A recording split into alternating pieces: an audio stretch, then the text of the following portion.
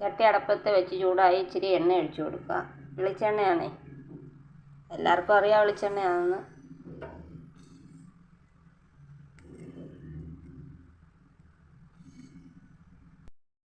എണ്ണ ചൂടായി നമുക്ക് ശകലം ഉലുവ ഇട്ട് കൊടുക്കുക.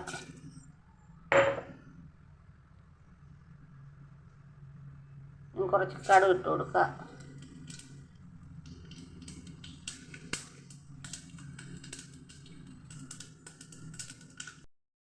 ഒക്കെ പൊട്ടി വന്നിട്ടുണ്ടെങ്കിൽ നമുക്ക് കറിവേപ്പില ഇട്ട് കൊടുക്കാം.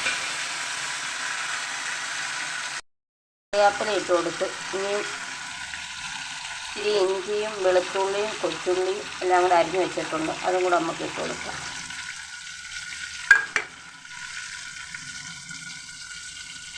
ഇത് ഇത്രയും കൂടെ എണ്ണയിൽ കിടന്നങ്ങ് മൂക്കണം. കരിയരുത്, മൂപ്പിച്ചെടുക്കണം.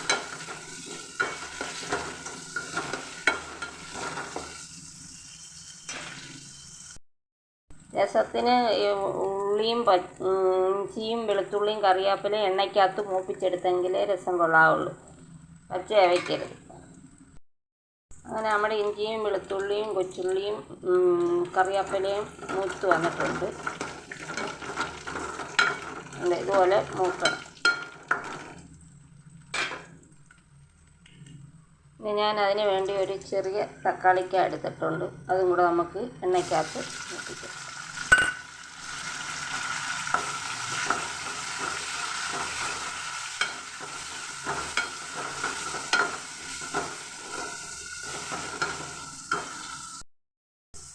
അങ്ങനെ തക്കാളിക്കായും വാടി വന്നിട്ടുണ്ട്. ഇനി നമുക്ക് അതിൻ്റെ കൂട്ടുകളൊക്കെ ഇട്ട് കൊടുക്കാം.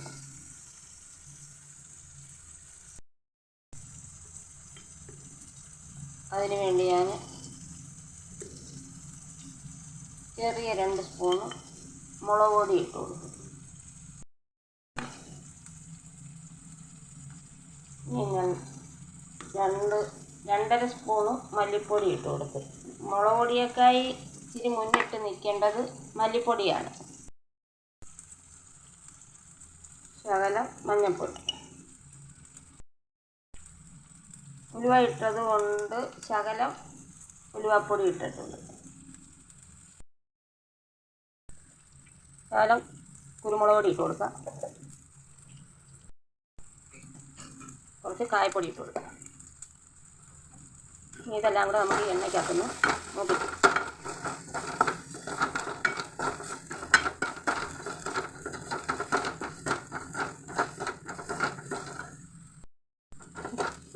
കൂട്ടുകളെല്ലാം മൂത്തിട്ടുണ്ട്. ആ തക്കാളിയും ഉള്ളിയും വെളുത്തുള്ളിയും ഇഞ്ചിയും കറിവേപ്പിലയും എല്ലാം കൂടി ഇട്ട് മൂപ്പിച്ചതിനകത്ത പൊടി എല്ലാം കൂടി ഇട്ട് മൂപ്പിച്ചെടുത്തിട്ടുണ്ട്. ഇനി നമുക്ക് ശകലം വെള്ളം ഒഴിച്ചു കൊടുക്കാം.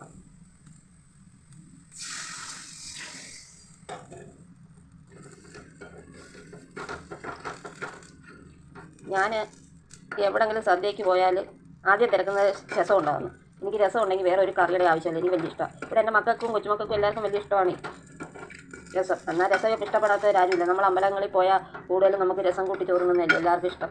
രസം നല്ല രീതിയിൽ വെക്കാമെങ്കിൽ ഇടങ്ങഴി അരിയുടെ ചോറ് നമുക്ക് തിന്നാം. രസം കഴിഞ്ഞിട്ടുള്ള കറികളേ ഉള്ളൂ. അതിനുവേണ്ടി ഞാൻ അതിൻ്റെ കൂടെ ഒരു ശകലം പിഴുപുളിയും കൂടെ ചേർക്കാൻ പോവുകയാണ്. അത് ഞാൻ വെള്ളത്തിൽ ഇട്ടിട്ടുണ്ട്, അത് പിഴിഞ്ഞ് ചേർക്കാം. അത് ഞാൻ പിഴിഞ്ഞെടുത്തിട്ടുണ്ട്, അതും കൂടെ നമുക്ക് ഒഴിച്ച് കൊടുക്കണം. എപ്പോഴായാലും രസത്തിന് ഇച്ചിരി പുളി മുന്നിട്ട് നിൽക്കണം. എനിക്ക് എൻ്റെ ഇഷ്ടമാണ് ഞാൻ പറഞ്ഞു, നിങ്ങളുടെ ഇഷ്ടം ഇനി എന്തുവാണെന്ന് എനിക്കറിയത്തില്ല. പക്ഷേ ഇച്ചിരി മുന്നിട്ട് നിൽക്കുകയെങ്കിൽ ആ രസം സൂപ്പറാണ്. ഇപ്പം തന്നെ അതിൻ്റെ മണം കേട്ടില്ല, എന്തൊരു മണമെന്നറിയാം. എല്ലാവരും ഒന്ന് ട്രൈ ചെയ്ത് നോക്കണേ. നിങ്ങൾക്കും രസം വെക്കാൻ അറിയാമെന്ന് എനിക്കറിയാം, പക്ഷേ ഇതുപോലെ വെക്കാൻ അറിയാമെന്ന് എനിക്കറിയത്തില്ല. അതുകൊണ്ട് എൻ്റെ വീഡിയോ ആദ്യമായിട്ടാണ് കാണുന്നവരാണെങ്കിൽ ലൈക്ക് ചെയ്യണം, ഷെയർ ചെയ്യണം, കമൻറ്റ് ചെയ്യണം, സബ്സ്ക്രൈബും കൂടെ ചെയ്യണം കേട്ടോ, മറക്കല്ലേ.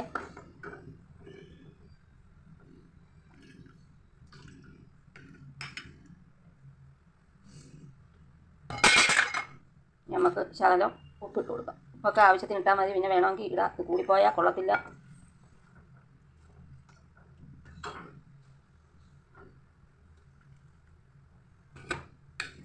അങ്ങനെ നമ്മുടെ രസം എല്ലാം തിളച്ച് വരുന്നുണ്ട്. നല്ലതുപോലെ തിളയ്ക്കണം. രസം തിളച്ചില്ലെങ്കിൽ പെട്ടെന്ന് കയറി വളിക്കും.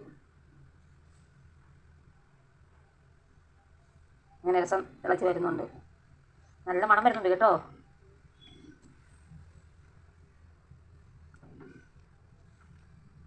സൂപ്പർ രസമാണ് കേട്ടോ. എല്ലാവരും ഒന്ന് ട്രൈ ചെയ്യണം.